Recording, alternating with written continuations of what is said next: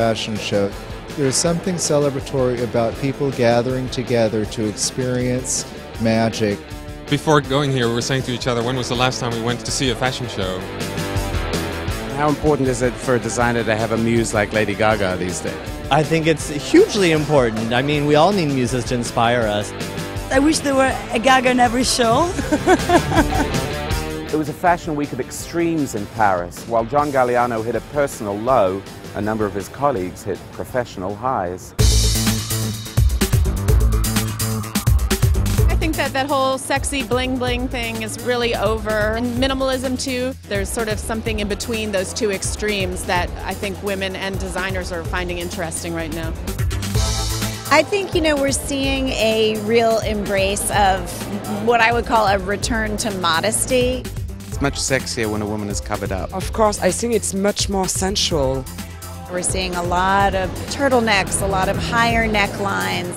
Really, the strength for me was the absolutely amazing ball gowns. It was so modest, the high neck and the padded shoulders, but then the really fitted bodice. I want to be invited to the royal wedding and wear that. I think it was a week where there was a much darker mood than what we have seen somehow in Milan and in the States. There was a lot of news and everyone was quite preoccupied with what's going to happen next at Dior.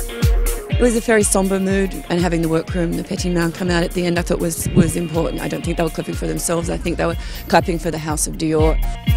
From Saint Laurent to Karl Lagerfeld, there was a lot of grey, a lot of black. Karl Lagerfeld had something that looked like clothes that were battle ready, but actually when you look really closely, they were very dandified as well. This is the happy side of fetish. Yeah, well, I think that happiness is a very important part of fetish.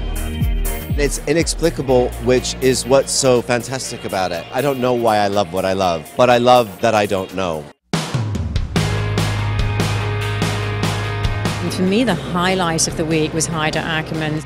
Fashion was all about feeling in that moment. As we walked out, everyone was said, when was the last time that kind of thing happened? The world has come to you. There were plenty of people, I said. How do you feel about that? Nervous, but at the same time very good. It's good for my team. This is not just one to watch, this is one who has arrived. It is that sort of strange dialogue that's going on in women's wear at the moment, where women are kind of pushing themselves.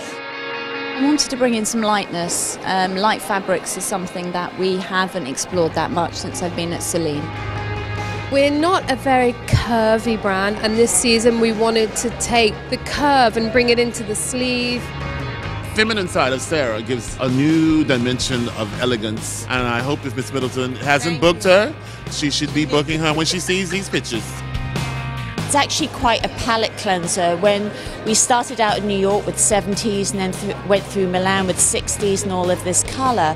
So for me, we're ending up probably on the highest note. Paris certainly is giving us everything that we need to balance out the season.